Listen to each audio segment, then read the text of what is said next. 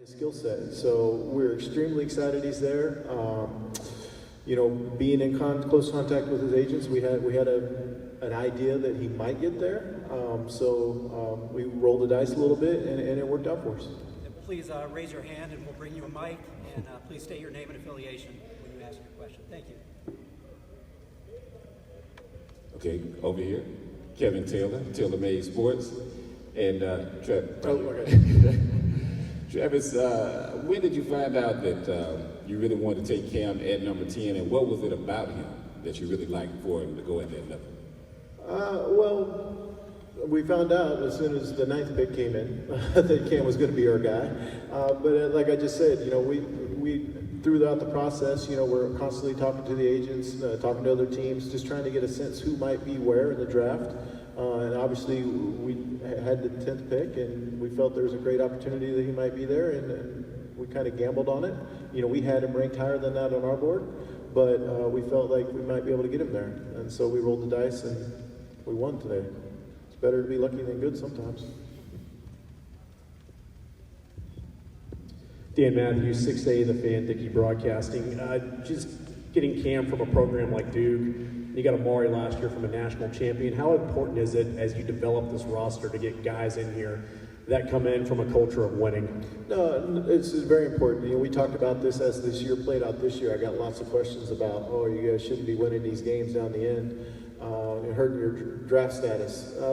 Listen, we want guys that know how to win, that know how to close games, and being able to learn that process in high school, in college, in the NBA is all extremely valuable. Travis, Cam shot 31% in his last 8 college games. He didn't shoot the ball very well. What do you guys see differently than what's in the stats? Well, I don't want to make excuses for him, but he played with some injuries this year. Listen, guys go through streaks. We have a ton of confidence in his ability to shoot the ball, and we think with more and more reps, he's just going to get better and better. I'm Manny Morton with the AJC. You guys had a lot of draft picks in the later round, but you kind of dealt them out. What's your mindset into doing that instead of kind of drafting younger players for G League? I'm sorry? So you guys have a lot of draft picks in the second round. What was your mindset in dealing those out instead of getting younger players for the G League? Yeah, going through the process, we had 5 picks, maybe potentially more as the draft played out. We knew we didn't want to have 5+ rookies on the roster. So we did the best we could to try to figure out how to maximize each pick best we could. So with some of the second-round picks that we traded away, we got future second-round picks, kind of kick them down the line.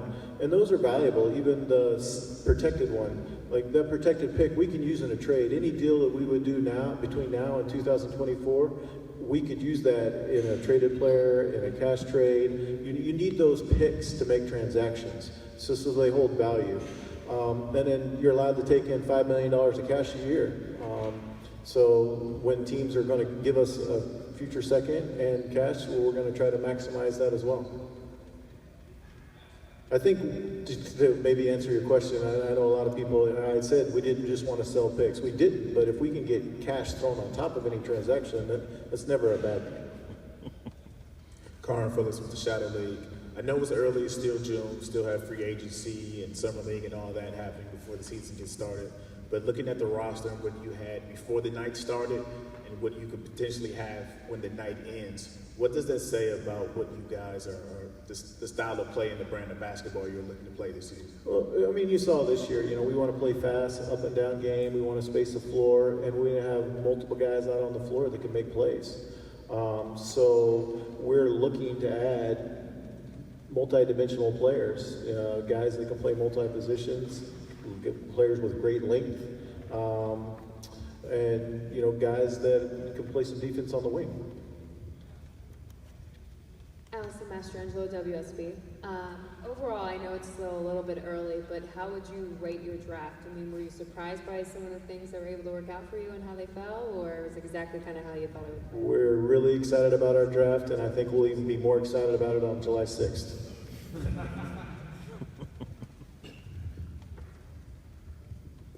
Travis, Dimitri Chen, Action Sports and News. Obviously, you guys have a lot of great young talent on this roster.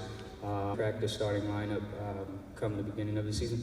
Yeah, unfortunately, that's not my job, but we're excited to be able to add him to the mix, to have him. Can you just update us where Cam is on the injury? New York.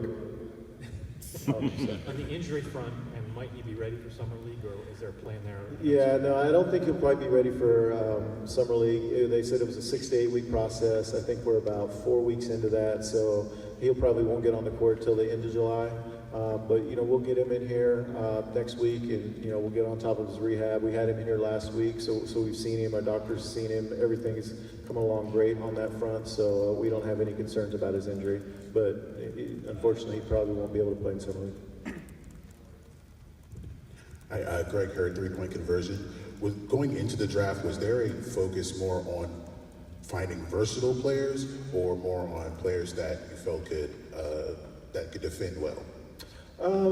We've really focused on a couple guys, and again, multi-dimensional players that can play both sides of the ball.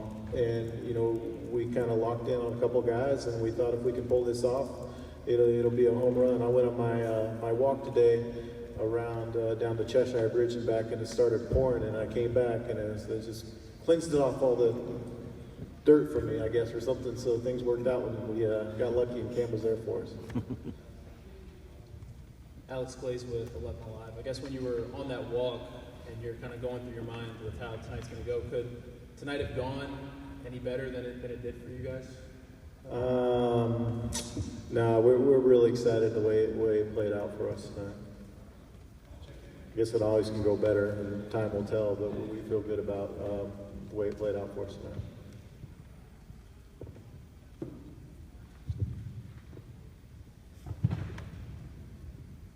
Couple more, please. On Cam, a lot's been made of Cam's finishing and how he wasn't very efficient in two-point range. Is that a concern for you moving forward? Is it something where he can improve on? What do you make of his concern with that? No, I mean, he did struggle a little bit, but we think he's got a great skill set. You know, he's got the ability to finish with both hands. I think, you know, there was a lot of traffic in the lane at Duke this year. You know, besides Cam, there weren't a lot of shooters on the team. So getting used to that. So we feel like once he gets up here, we have more space on the floor because we're going to have more shooters out there. And with practice and getting stronger, being able to finish through contact, we're not concerned with that at all. Hey Travis, Paul Newberry from Associated Press.